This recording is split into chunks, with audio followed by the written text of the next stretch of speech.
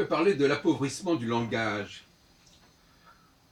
J'entends par appauvrissement la disparition notamment des adjectifs et des adverbes dans la communication. Vous remarquerez que ceux qui prônent l'égalité ou qui parlent d'égalité se gardent bien d'employer le moindre adjectif et le moindre adverbe. Donc délibérément, ils appauvrissent la langue. Car l'adjectif et l'adverbe, c'est ce qui va donner la qualité d'un nom ou d'un verbe.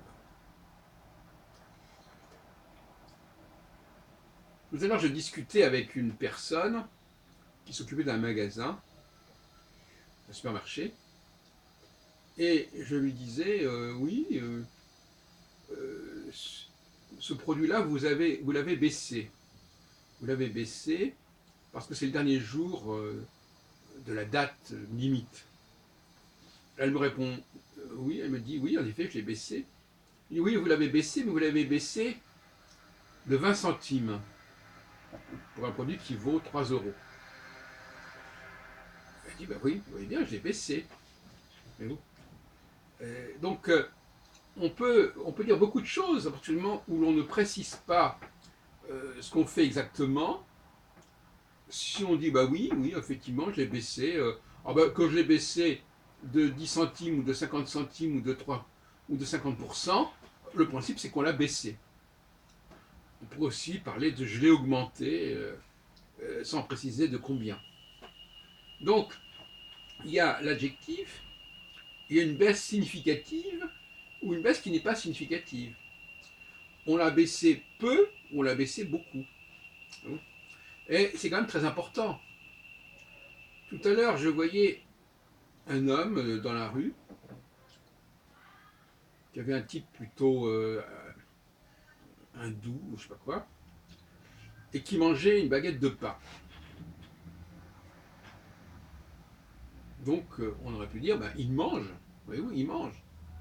C'est un être humain, il mange. Oui. Ça, c'est le discours pauvre. C'est-à-dire, on ne décrit pas clairement ce qu'on voit. On ne dit pas ce qu'il mange. On ne dit pas qu'il mange bien ou mal. On ne dit pas s'il est blanc ou noir. Si c'est un homme ou une femme. On dit c'est un être humain qui mange. Alors, certains diront, ben, ça c'est la haute philosophie. Hein. Ne pas préciser l'adjectif ou l'adverbe, ou le sexe ou le genre, c'est de la haute philosophie. Puisque c'est l'abstraction. Donc on va décrire ce qui est un appauvrissement de la langue en disant que c'est de l'abstraction. Vous voyez à quoi je veux en venir. Dire par là que est-ce que la philosophie n'est pas utilisée justement par sa dimension d'abstraction, c'est-à-dire quelque part on vide quelque part la substance des choses au nom de l'universalité, au nom de la généralité. Est-ce que la philosophie n'est pas instrumentalisée ou instrumentée par un discours comme cela, égalitaire,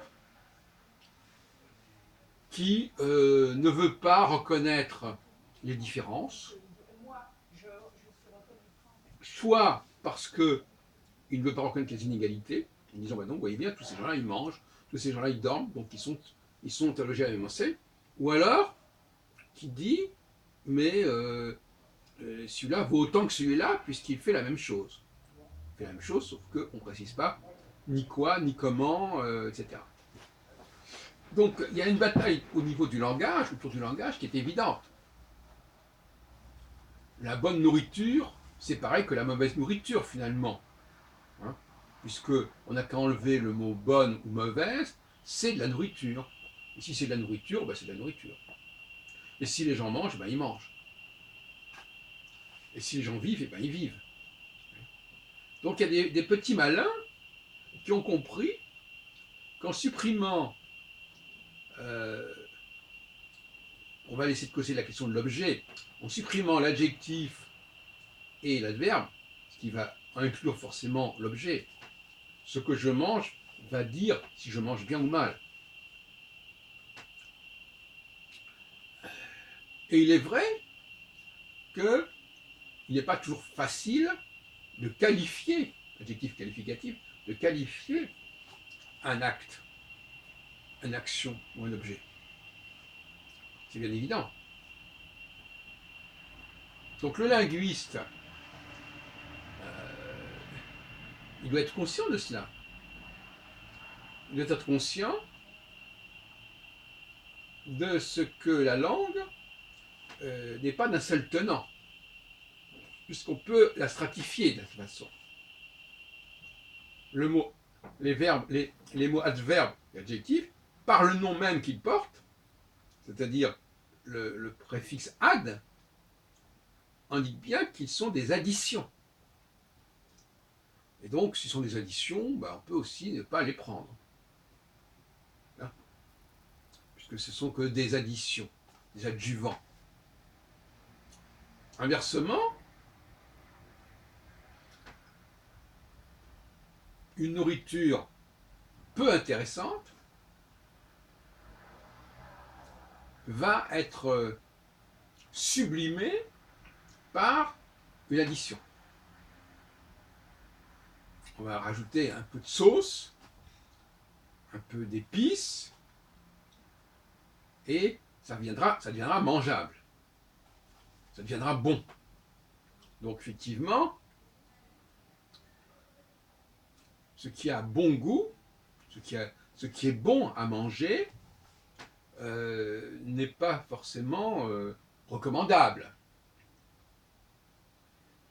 Donc ce qui est additif, c'est aussi quelque chose qui peut être truqué, qui peut truquer l'objet en question, qui va fausser la perception de cet objet.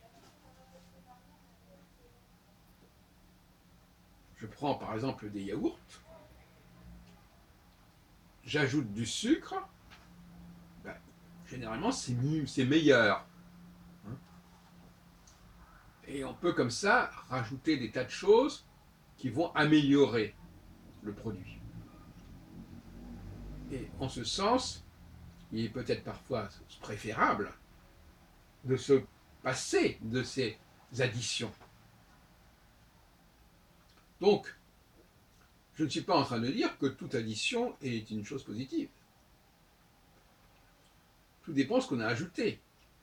Le fait d'ajouter un produit à un autre produit peut rendre ce produit plus attractif. De même qu'une femme qui met une jolie robe sera plus attractive, etc., etc. Et elle sera plus attractive, c'est-à-dire que ça peut aussi dissimuler ce qui est médiocre chez elle, ce qui n'est pas très excitant chez elle, pour ne prendre que cet exemple parmi tant d'autres. Donc la question de ce qu'on ajoute, de ce qu'on n'ajoute pas, est importante, mais paradoxalement, l'addition peut aussi bien servir à remettre en question l'égalité, remettre en question l'inégalité aussi, puisque on va s'apercevoir que sans cette addition, on aurait compris qu'il y avait une différence majeure.